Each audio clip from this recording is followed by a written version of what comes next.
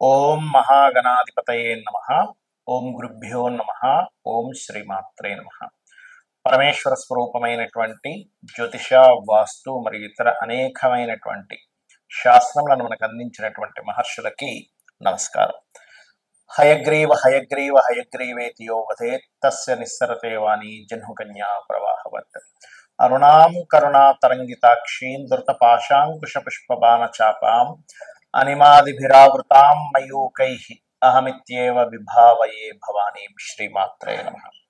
ప్రేక్షకులకి ఆ లలితాంబిక అమ్మవారి యొక్క అనుగ్రహం పరిపూర్ణంగా కలగాలని మనస్ఫూర్తిగా కోరుకుంటూ మనం ఈరోజు చెప్పుకోబోయేటువంటి అంశము ఏమిటి అంటే, చాలా మంది నన్ను అడుగుతున్న విషయం ఏంటంటే, ఒక 7వ తేదీ జరిగినటువంటి సంఘటన ఏదైతే రంగరాజన్ గారి మీద చిలుకూరు బాలాజీ టెంపుల్లో ఉండేటువంటి ప్రధాన అర్చకుడు ఎవరైతే ఉన్నారో ఆయన మీద జరిగిన దాడి విషయంలో మనం గతంలో ఒక 15-20 రోజులు, ఒక నెల రోజుల ముందే ప్రెడిక్ట్ చేయడం జరిగింది. అమ్మవారి అనుగ్రహం వల్ల మనకు గొప్పతనం ఏం లేదు, మహర్షులు మనకి ఇచ్చినటువంటి ముండైన ఆస్ట్రాలజీలో ఉండేటువంటి కొన్ని తీసుకొని.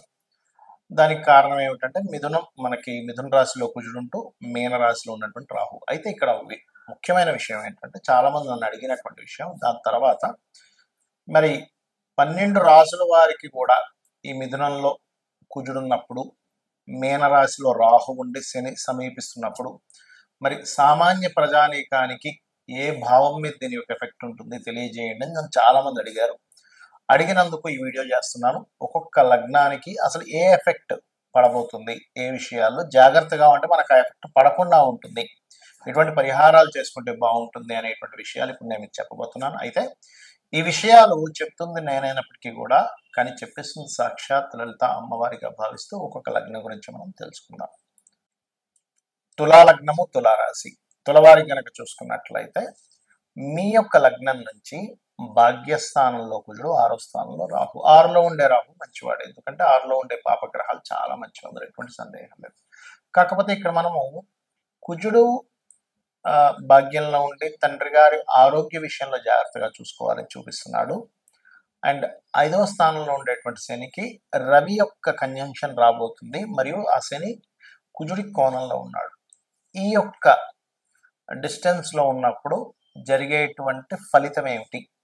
మీరు నిర్ణయాలు తీసుకునేటప్పుడు ఒక డెసిషన్ తీసుకుంటాం, అది ప్రేమ వ్యవహారాలు కావచ్చు, లేకపోతే ఒక ఈవెంట్ని ఎలా సక్సెస్ చేయాలనుకునేటువంటిది కావచ్చు, లేదా ఒక రాజకీయ సంబంధించిన నిర్ణయం కావచ్చు, జాబ్ కోసం తీసుకునే నిర్ణయాలు కూడా ఉంటాయి. ఇక్కడ జాబ్ పరంగా కొన్ని నిర్ణయాలు, ఒక చిన్న నిర్ణయం మనిషిని ఎక్కడికో తీసుకెళ్తుంది. ఒక చిన్న రైట్ స్టెప్ ఒక మనిషిని అసలు ఆ లైఫ్లో అంతటి జాబ్కి వెళ్తాడా అని ఊహించిన స్థితిలో తీసుకెళ్తుంది. కాబట్టి ఏంటి, పర్టికులర్గా మీరు కెరియర్ పరమైనటువంటి నిర్ణయాలు తీసుకునేటప్పుడు జాగ్రత్తగా ఉండండి, లాంగ్ జర్నీస్ చేసేటప్పుడు. ఎందుకంటే కుజుడు సప్తమాధిపతి భాగ్యస్థానంలో ఉన్నాడు, లాంగ్ జర్నీ చేసేటప్పుడు. ఇంకోటి ఏంటంటే, కొంతమంది ఈ ప్రేమ సంబంధించిన వాటిల్లో పడి ఒక్కొక్కసారి మొదటి వివాహ సంబంధించిన విషయాల్ని కట్ చేసుకొని రెండో వివాహానికి వెళ్ళిపోతాము, ఇష్టపడుతున్న వాళ్ళని చేసేసుకుందాం అనేటువంటి చిన్న రాంగ్ స్టెప్స్ వేస్తూ ఉంటారు, ఉన్న జీవిత భాగస్వామిని వదిలేసి.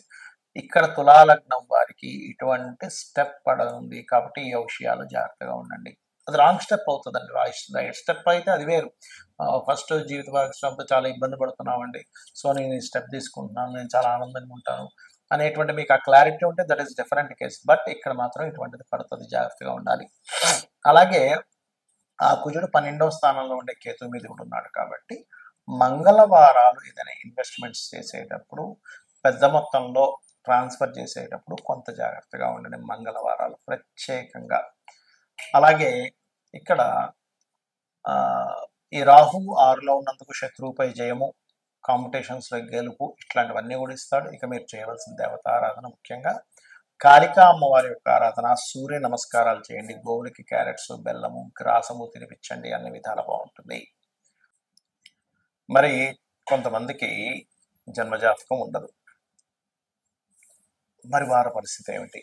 జాతకం లేదండి, మరి మాకు ఎటువంటి వాటి మీద ఎఫెక్ట్ ఉండొచ్చు, యూనివర్సల్గా దేని మీద ఎఫెక్ట్ ఉండొచ్చు అంటే, మనం ఆల్రెడీ ఒక నెల రోజుల క్రితం నుంచి చెప్తూ ఉన్నాం. ఏమిటంటే, అది ఈ తొక్కిసలాటలు కానివ్వండి, ఎందుకంటే మిథునంలో కూర్చున్నప్పుడు సహజంగా జరుగుతాయి, దాడులు ఎక్కువగా జరుగుతూ ఉంటాయి. దీన్ని ముండేన్ ఆస్ట్రాలజీ అంటారు, మైథుని జ్యోతిష్యము. జన్మజాతకం వేరు, మైథుని జ్యోతిష్యం వేరు. మైథుని జ్యోతిష్యం అంటే దేశం మీద, కాలం మీద ఇది ఎటువంటి ప్రభావం చూపిస్తుంది అనేటువంటి దాన్ని మైథుని జ్యోతిష్యం, ముండేన్ ఆస్ట్రాలజీ అంటారు ఇంగ్లీష్లో. జన్మజాతకం is different, personal chart reading is different. Personal చార్ట్లో మీరు పుట్టినప్పుడు ఉన్నటువంటి సమయంలో ఉండే గ్రహాలను బట్టి అవి ఎప్పుడెప్పుడు ఎటువంటి శుభ ఫలితములు ఇస్తున్నాయి. మీరు ఒక పని చేస్తున్నారు, ఎప్పుడు చేస్తే మీకు అద్భుతమైన ఫలితం వస్తుంది. అది వివాహం కానివ్వండి, సంతానం కానివ్వండి, ఆర్ సంథింగ్ బిజినెస్ పెడుతున్నారు కానివ్వండి, లేకపోతే ఒక మంచి పని ప్రారంభిస్తున్నారు, ఒక బిజినెస్ కానివ్వండి, అది ఏ టైంలో ప్రారంభించాలి ఏమిటనేటువంటిది మీ పర్సనల్ చార్ట్ చెప్తే కాలం అనుకూలిస్తుందా లేదా అని చెప్పేది ముండేన్ ఆస్ట్రాలజీ. అయితే ఇక్కడ జన్మజాతకం లేదు, ఇప్పుడు నేనేం చేయాలి అంటే సింపుల్గా నేను చెప్పేది ఒకటే. ఎప్పుడైనా కానీ ఈ రాహు ప్రభావము, కుజ ప్రభావాలు ఎక్కువగా ఉన్నప్పుడు మీకు దీని యొక్క చెడు ప్రభావం పడకుండా ఉండాలంటే, ఎందుకంటే మనం ఎంత కరెక్ట్గా ఉన్నా సరే కాలం అనుకూలించకపోతే చేసిన ప్రయత్నం అంతా వృధా అవుతుంది. కాబట్టి కాలం అనుకూలించడానికి మీ అందరికీ చెప్పేది ఒకటి, చండీ చేసుకోండి. చండీ పారాయణం వినడం కానీ చదవడం కానీ. ఏమంటే చండీ చేయించుకోవాలంటే ఒక 40-50 వేలు అవ్వాలి, రావాలి కదండి మనకి, అన్ని డబ్బులు అంటే నా దగ్గర లేవంటే ఏమి టెన్షన్ పడకండి. చక్కగా కూర్చొని చండీ వింటూ అమ్మవారి హోమం చేస్తున్నట్టుగా మానసికంగా చేయండి. మీరు దగ్గర డబ్బులు లేకపోతే ఎక్కడా కూడా ఏ దేవుడు కానీ ఏ శాస్త్రంలో కానీ నీకు డబ్బు లేకపోయినా నువ్వు అప్పు చేసి చేయాల్సిందే అనేటువంటిది ఎక్కడా లేదు. ఏమంటే నాకు అది వినడము అదంతా కొంచెం నాకు కొంచెం ఇబ్బంది అని అనుకున్నారు ఉదాహరణకి, సరైన ఫోన్ లేదు అనుకోండి ఉదాహరణకి, మీరు ఓం ధుమ్ దుర్గాయ నమః, ఓం స్కందాయ నమః ఈ నామం చేసుకోండి చాలు, ఇంకేం అక్కర్లేదు. ఎందుకంటే ఈ కలియుగంలో నామస్మరణ మనస్ఫూర్తిగా కనుక మనం నామస్మరణ చేయగలిగితే మనల్ని అమ్మవారు రక్షిస్తుంది. ఇది బలంగా మీరు నమ్మాలి. ఎందుకంటే అమ్మ, ఈ ప్రకృతి అంతా ఎవరు అంటే అమ్మవారు. అమ్మవారి స్వరూపంగా ప్రకృతి ఉంది. మీరు అమ్మవారిని కనుక తలుచుకున్నట్లయితే ఖచ్చితంగా 100% మనం రక్షించేస్తుంది. మరి ఈ ప్రభావం వల్ల ఇంకా ఎలాంటివి జరగనుంటాయి ఫ్యూచర్లో అంటే ఒకటే చెప్తానండి. ఈ రాహు మీనంలో, కుజుడు మిథునంలో ఉన్నప్పుడు పర్టికులర్గా ఎవరెవరి మీద ఎక్కువ దాడులు ఉంటాయంటే ఈ పురోహితుల మీద, పండితుల మీద, పీఠాధిపతుల మీద, ధర్మం కోసం పోరాడే వారి మీద కూడా ఉంటుంది, గుర్తుపెట్టుకోండి.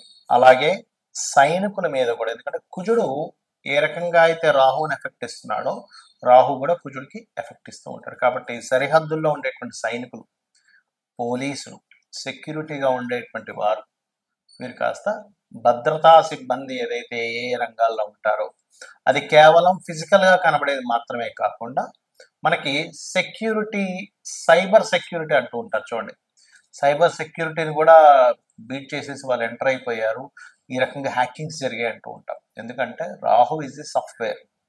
కాబట్టి ఈ సాఫ్ట్వేర్ రిలేటెడ్ సంబంధించింది అండ్ ఈ సెక్యూరిటీ రిలేటెడ్ సంబంధించిన కుజుడికి క్లాషెస్ వస్తున్నటువంటి సమయం ఇదంతా కూడా.